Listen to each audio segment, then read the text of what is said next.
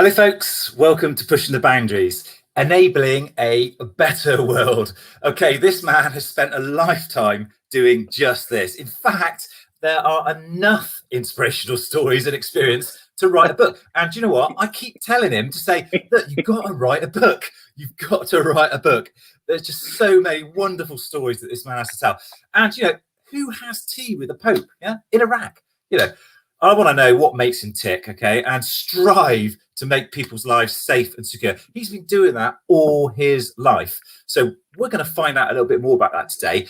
And, it's for me, it's having known Chris for quite a while and seeing where he's come from. He's laughing. Don't laugh, Chris. It's serious. Come on.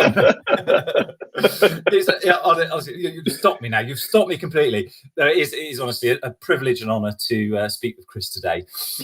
Axiom International. I want to find out a bit more about what that organisation does. And without a shadow of a doubt, we're going to push a few boundaries. So, good morning, Chris. Welcome. Good morning, Sean. Real pleasure to catch up over the years. Yeah, thank you. And I've been following what you've been doing, and a lot of people just sort of sit back after they've retired, and they do a bit of gardening or smoke the odd Cuban cigar or what have you. But not you. Oh no, not you. And I've been following you for a little while, and I think, wow, what a fantastically exciting career that you've had, you've still got, and you're moving towards. So, I got to ask you, first of all, what's it like having tea with a Pope?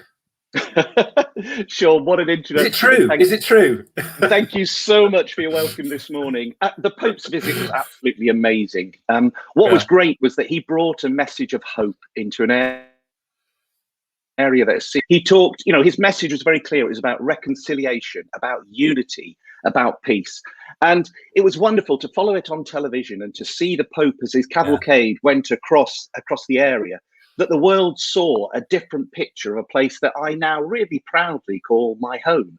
Children on the street waving flags, crowds lining the routes, and an open-air mass in the midst of a pandemic. Massive challenges, as you can imagine. But my hope is really that his visit is that catalyst for lasting change in the region. He spoke about that working together. And it's a chance to be able to draw together different communities across the divides to build a community that truly tolerates and supports differences. Absolutely mind-blowing, Sean, and a real privilege to be there. Yeah, I can imagine. And obviously, a lot of history, a lot of things going on. So, it's Erbil and Kurdistan, yeah? Tell me a bit about it. What was it like there? What's going on exactly? I mean, Erbil is an amazing place. It's the city, it's the capital of the Kurdistan region of Iraq. It proudly claims to be one of the longest continually inhabited places on the planet. Over 7,000 years of recorded history. And as you walk through the citadel, which lies right at the center of the city, you can feel that. As you look around, you can see the different empires and the different traditions and the backgrounds. The Romans walked there, the Macedonians, the Parthians, the Armenians, the Assyrians, the Medes, the Persians, the Ottomans. It's absolutely amazing to see that. Chris Weigold. Well, it's just to be able to walk into the steps of those people who've walked before. It's in touch with our history and to understand the heritage that lies within the area. It's wonderful. My friends keep, much like that, they keep asking whether I've taken on a role with the Kurdish Tourist Board, because everywhere I go, I take pictures of people and I put them on my on my Facebook and let people know. Because I feel a responsibility now, almost as an ambassador for Kurdistan, because I've gone to places where other people have not, especially at this time of COVID and all the challenges, to be able to go there and to be able to meet people and to experience something. Because whilst we talk about that 7,000 years of history, so much of modern history and the traumas that have been faced by my friends and colleagues there have happened within my lifetime. On the 16th of this month, we stopped to remember 5,000 victims of the of poison gas being dropped on the towns within Halabja over there. On the 11th of March, we celebrated the liberation of Erbil as a city. And, while the Pope was there, it really brought home that Erbil is just 50 miles away from Mosul, which was set up as the center of ISIS activity just a few short years ago. And while ISIS grew in strength, they moved out of Mosul towards the city of Erbil. And so many of my colleagues have spoken of a pride that the city turned out to stop them. And it is a matter of immense personal and sort of national pride that the Kurds were able to inflict the first ever defeat of ISIS in open battle. And that saved the city. And yet, this is also very current. Just after we spoke on the phone, we had rockets landing on the city, fired within the city and falling both in the airport and in one of the local regions. And I suppose that's why we're there. And that's why I'm passionate about helping my Kurdish colleagues. It's about making that difference and trying to tackle those threats. So it's a massive history, but also very, very current issues that we're living through day by day. Chris is a huge inspiration, and in that role, you're carrying a bit of risk, and actually, you've carried a bit of risk throughout your whole career, basically, haven't you? You don't shy away from it, so you really don't. So let's roll back a little bit, and obviously that's where you are now, currently. Let's roll back a little bit. What about your career, Chris? Where did it all start? Oh, Sean, you know me too well. I suppose for me professionally, it started just a few weeks after my 18th birthday, when I had the real privilege to go to the Royal Military Academy Sandhurst down in Camberley in Surrey. After just 8 months, I then ended up in West Germany, leading a platoon of soldiers in the front line of the Cold War. An amazing experience. And it taught me about taking responsibility for others. The cap badge at Sandhurst it has a very simple motto. It says, serve to lead. And this is the whole concept, that when you're in that position of leadership, it's a responsibility for others. And it's about ensuring that others have their needs met before yours, so that you can then lead them into all the challenges that you can face. And so, what's it, four decades later? It makes me feel incredibly old, doesn't it? I've had the real honour of both military and policing careers, and also in commerce. That's taken me, all over the world, both to UK and internationally. I can't say that it was a journey that was really planned, if I'm honest, but it's been a fantastic one. It's taken me east into Russia, to Ukraine, to Sweden. It's taken me across the US, where I had the privilege of working with a number of police leaders across California. Took me down to West Africa, where I was the police advisor in Sierra Leone and working across the region there. And to East Africa on retirement, to East Africa, leading programs out in Somaliland, which is based within Somalia and within the Horn of Africa, and now to my home in Kurdistan region of Iraq. It's been wonderful to travel, to see people, to meet people in a meaningful manner, to share meals together, to talk about daily life, especially within a shared experience of policing. You think that policing is just a standard way of doing things, but to meet police officers and other professionals in different parts of the world, you suddenly realize the differences and the similarities. I think there's an old saying which I learned many years ago, that is that to understand someone, you've got to walk a mile in their moccasins. And it has truly been a wonderful privilege to have had that opportunity and to understand something of the people behind the uniform, so that together we can make a difference. Chris, again, you can see why I keep saying you need to write a book. But where's the? I mean, you've kind of almost answered it yourself, but that fire inside for you to keep doing this sort of stuff, where's it come from? What drives you?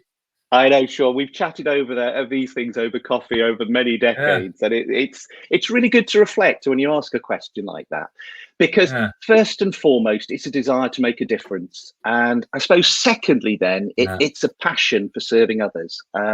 Put those two together, and they are, as you say, and your words are very true there. It is that fire, because it's not something that you can really control. I mean, a wise person once told me that if you find a job you love, you'll never work a day in your life. And I've found that to be absolutely true. This is not a job, it's a vocation. It's a passion. And it's just absolutely incredible to be in a chance. I almost have to pinch myself to say, I'm getting paid to do this. Yeah. because it's everything about me is challenged, is tested on a day-to-day basis, and I love it. But as you say, it's a fire, and that fire. In one way, the downside of that is that fire's got to be fed. I love new challenges, and, Well, uh, and that's why when you talk about a book and you talk about chapters, I can yeah, see how that's panned out over those 40 years to yeah. bring me to the point where I am now. And looking back, there have been so many ups and downs to get to that Mm. stage, but I wouldn't change it for the world. It's been fantastic. Oh, Chris, and thinking about that positivity you have and all that experience, and you're obviously working for Axiom now, okay? And what was their vision, and what are they trying to achieve, kind of like strategically in the world? Uh, again, vision. I know we've spoken about that many times, Yeah, Sean, because it's so important. It is, what is your vision individually, and what's yeah, your vision within an organization? How do you contribute to that? yeah, And that's what I love about Axiom, because Axiom's a very specialist country. We deliver capacity building support, I think is the technical way to yeah, describe it, to public sector organization in areas of the world that have been affected by conflict and instability. yeah, We work justice, security sector, strengthening human rights compliance, increasing access to justice, and yeah. supporting the rule of law. That's the big picture stuff. But what does Mm, that mean? I suppose the question you're asking, what does that mean at a local level in reality? yeah, And it's really identifying what the problems are and then working through effective solutions. So it could mm, be everything from training to police, scenes of crimes officers, mm, helping to improve legislation, application of law. And one of the key aspects currently working within Kurdistan is working with the judiciary, with the lawyers, mhm, the prosecutors, the investigators. It's very much a broad church, I think is probably the mm, easiest way to describe it. And it depends upon the particular context and issues in each country mm, where we're invited to work. However, there is that variety, and we'll always do what we can to be yeah, sustainable for the long term, not just a short-term fix. And I know it's a bit of a trite phase, but genuinely, we're trying to make the world a better place for ordinary people in yeah, places that have been badly damaged by years of instability and conflict. yeah, And that's great because it's my personal yeah, passion of making a difference that can then be worked out at a more strategic level. yeah. Very simple vision, very simple values, very powerful in both those ways, and very well Mm. articulated, Chris. And you know, as a from your career, be it working in the military, the policing, and where you are now, you're a problem solver. Yeah, I mean that's what you do. You solve problems. I always say that in policing, you become fantastic problem solvers because in Yeah. all sorts of turn your hand to many different situations. And I remember Yes. one moment where it was a pretty harrowing point in time when someone passed away in service in the police, and someone turned to me and said, "Isn't it amazing how police officers can turn their hand to anything?" And that always struck me as problem solvers, the ability to work collaboratively with consent with people is just the most amazing thing. And you've demonstrated that. What kind of use cases or success, Chris, have you seen, and what's your favorite ones that you've been doing? Yeah, and Sean, yes, it's a sad reflection that we've had to have those conversations about colleagues and about friends who have sadly given their lives in service of Mm, others, and that's one of the risks that we accept in policing, and your problem solving lies right at the core of what we do. mm, But I think Sean, it'd be wrong if in talking about successes we didn't reflect on our time together, because I know your passion is big data. I was thinking that Data Dog was going to come on this morning, but I reflect when we sat back. It must be now almost 2 decades ago, when yeah, at that time we had all the public services. There was great scrutiny simply over the numbers. That was yeah, all that mattered: number of robberies, yeah, burglaries, assaults, etc. And we'd sit yeah, down once a week and you'd sit at the head of the force table and you'd tell us about our numbers. and we'd be able to answer what those numbers were, but not what they meant. And that's why when we sat down over that coffee in the office, and we had the opportunity to try to consider, to think outside the box. It's a bit of a trite phrase, I know, but it was thinking beyond those numbers to have a look at a new approach. You know, could we from all this data, could we find something that would actually make a difference? Could we take those simple figures and apply them to identify locations, victims, offenders? I'm going back straight away. You know, your conversation takes me back there. And then we have that radical to thought to say, could we properly map that with what happened, where, when, who, and could we use that to predict future problems such that we could protect people and stop that offending? It was very radical dream then, wasn't it? But I think you're, you know, as you know, have followed the development that you've taken forward, first within the force and then to a wider audience, it just shows what can be achieved when you dare to dream. Because a number is a number. It sits there on the page and that's it. But behind that number lies a person or a house or something valuable. And every offence stopped is a success to that one person, because they don't become a victim, because their property is protected. And, you know, every number is an offender brought to justice if it's done properly, so that their long-term offending can be addressed. So, I would think in terms of our shared walk, that's one of the greatest successes to see that come about. Yeah, absolutely. And again, problem solving with data, storytelling with data, bringing context to data.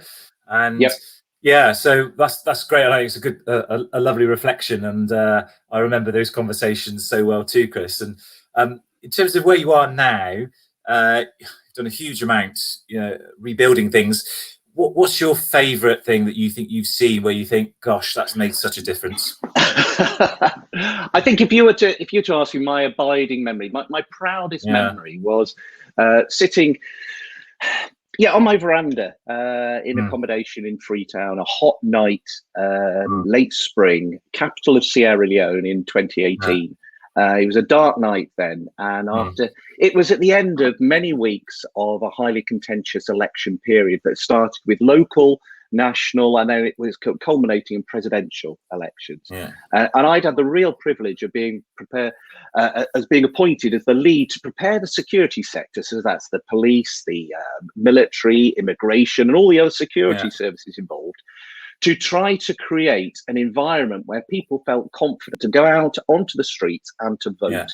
And I'd been there on the ground with the police commanders, tasked with dealing with, you know, with every protest, with every demonstration. And it was a wonderful opportunity just to stand alongside the people who were going to make a difference.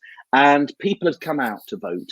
And it was really encouraging to see the queues of people waiting to vote from first light all the way through the day at the various different elections.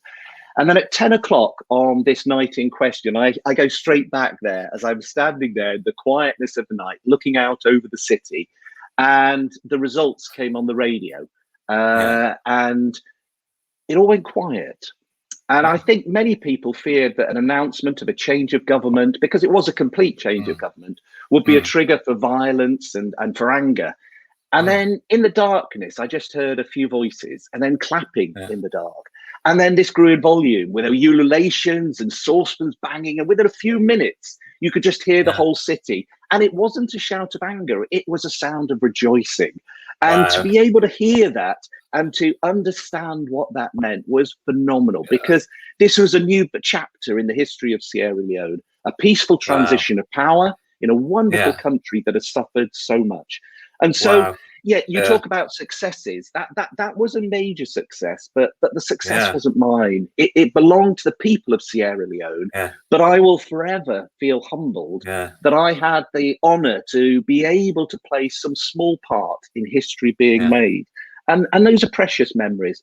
The very first shots in the civil war in Sierra Leone were fired on the day that I got married to my wife. So all the current history and the sort of the challenges that you hear about within such a wonderful and precious country, the civil war, Ebola, the violence and all that sort of thing has happened in the time I was married to my wife, and that makes it very personal. And so to have seen that transition of power and to see things going forward was absolutely phenomenal. Chris, what an Great amazing memories, story. and thank you for provoking me to remember those at this time of the morning.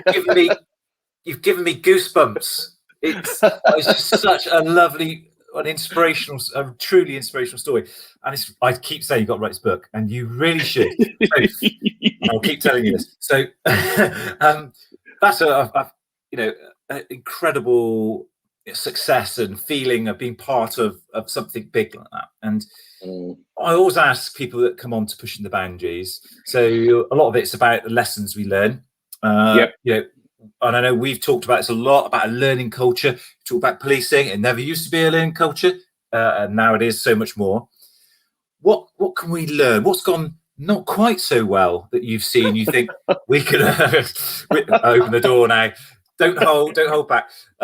So what can we learn, Chris, from something that hasn't quite gone so right? What's your key learnings? Sean, again, a really challenging question. And I think, I can think of many occasions when things haven't gone as I planned them. But that's life, isn't it? When I've had the privilege of being a police commander for many years, and in looking at an incident, looking at an operation, a march, a demonstration, whatever it might be, I always work back through different gradings of how things can go wrong. So you have a best worst scenario, and then you have a worst scenario. And a best worst scenario at the end is better than a worst one, if that makes sense, because it's all different grades. You can't satisfy people all the time. You can't get things right all the time, but you can do the best that you can to make a difference. And so I think the most important thing to be drawn from when things are going wrong is that learning for the future. So every time, do I get it slightly better is probably my simple mantra. But, at a very personal example, I mean, many years ago, I'd taken my young children swimming. I had two very young daughters. We'd gone swimming, and I then came back down with the children to our lockers, and the lockers had been broken into. And there was stuff all over the floor. So I said to the girls, right, just wait there. I'll go and sort this. Daddy will go and sort this out. And I went to get one of the staff to be able to resolve this. And as I came back down the stairs from the swimming pool, in front of me was a man breaking into one of the lockers right in front of me with a long screwdriver. And he was using this to leave it open. And I responded, little did he know, thinking, well, little did I know. That was the worrying thing, because I just immediately responded and grabbed him. He stabbed me with a screwdriver, and we rolled around on the floor. Picture it, me and my Speedos, and him fully dressed, kicking me with his boots. But somehow I managed to hang on. And eventually, with the other staff, we got him under control. Police arrived, and he was arrested. And thankfully, he admitted his guilt, and it all went through the sort of criminal justice change. But I suppose that's caused me to reflect sort of several times, because it does often come up in family conversations and things like this, because it was the impact upon others. It was the first time where I'd involved my family in what was my normal life. My children from there, they didn't want to go swimming there. And it impacted them. They remember it now. So it was something of them observing someone that they loved at a position of real danger. Did it go wrong? Yes, it did. I ended up injured. But again, it's that best worst, and worst. If it had been an inch different, I probably wouldn't be here today. That would have been serious damage.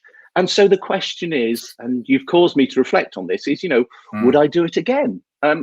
Sitting here talking to you, I'd have to say, no, it was crazy.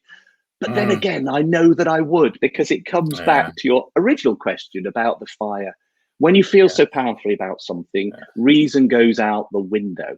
But the learning for me is that probably I'd call for help first now, because it's about doing the right things. And on matters of principle, you can't help yourself sometimes. So it's learning.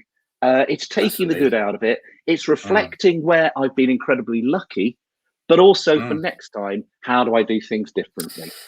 Chris, great story. And just think, okay, you've been injured, you carry us through, but that offender has to take to his grave the picture of you in your Speedos.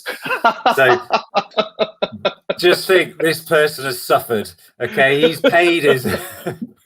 He's paid his And that, dues to society. Yes, he has, and there's some okay. things you just can't unsee, and that's one of them this morning. So thank you for that. Just to brighten up your day for you, Sean. Yeah, it is. It's brightened up my day for sure. So I think actually just thinking about some of the techniques that the police use for learning. So structured debriefs, that whole review process. I think business can learn a lot from those techniques because absolutely thorough on it, aren't they, in terms of debriefing and learning and what went well, what didn't go so well. So I think business has got a lot to learn from things like that. Likewise, the other way too, but I surely think that learning culture in business is something that could be really really powerful. So thank you for sharing some of that. And Sean, just on that, one of the key things that I learned from that is the first question you have to ask is, what didn't go so well? That's the first question. Normally, when we go to debrief, you want to say, well, what went well? Because you want to build people up and talk about it. But there's an emotional attachment where things have gone wrong in particular. And it by asking that question from the start, right, what didn't go so well, allows people to overcome and to bring out the emotions, because this can be really strong, especially where you've got colleagues at the end of an incident who've been injured, or where there's emotions because people have seen different things, they don't agree with it, whatever. Just say, okay, open question, what didn't go so well? And it allows people to do it. And it's tied into our episodic memory, because the most powerful memories are linked to an emotion. People say, where were you when JFK was killed? Where were you when your children were born? Or something along those lines. Because there is that powerful emotion attached to that memory, it's really deeply embedded, and we can remember those sorts of things. So in that debrief, it says, what didn't go so well? Okay, fine. Then once you've cleared that, okay, what went well? Let's learn from that. Let's learn the good lessons. Fine. Right. And now the most important thing, what will we do differently next time? And it's a really powerful way of drawing on those lessons, because from a policing side of things, we'd look to someone like the air industry, where it's if you have an incident, you're looking for, what were the causes for this incident? How do we prevent it occurring again, rather than attributing blame? Because policing so often is in the spotlight. You've got citizen journalism. You've got people who make who raise views on the subjects, because it's very much in the public domain, and we're used to that, and we're used to accepting criticism, and we want to learn from that. But it is so important that it's looking to say, what was right at the centre of this, and how do we learn, and how do we improve for the future? Yeah, and of course, if you get the culture of learning right in organisations, you become a lot more preventative, and you get far fewer issues, don't you? So, great advice. And I've got to ask you, Chris, about rebuilding and building for a better future. What's next for you? Done all this stuff. You're at home at the moment. You're at home. Yes. Where are you going? What's next? Well, that's it. When we spoke a few weeks ago, you caught me in my hotel room in Erbil. I'm heading back out there in a couple of weeks. I'm really looking forward to catching up with friends and colleagues there. You talked about tea. You're always welcome there. It's a standing invite for you. Although I will say that it's Kurdish tea. It's a bit different to your normal British cuppa, Sean, as I know you used to make for me when I was in the office. We used to share many memories over that.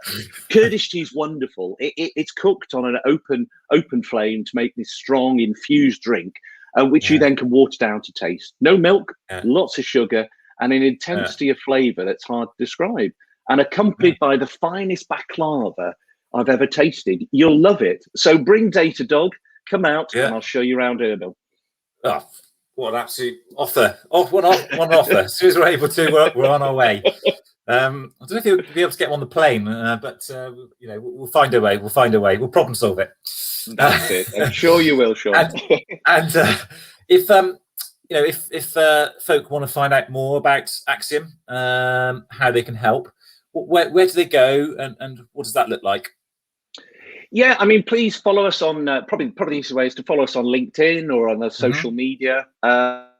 We try to have as much as we can so that people can understand where we're doing. But obviously, you'll understand some of the sensitivities of the work that we're engaged in. But if you would like to be involved, contact me directly on the website, whatever it is. We're really proud of what we've achieved, and we're really, privileged to be able to continuing our work in the midst of the sort of worldwide pandemic. Yeah, great. That's fantastic. So heard it there, guys. Go out and search for Axiom and find out a bit more about what they do. And if you want to help, please do. And I think, Chris, it's been inspiring for me today.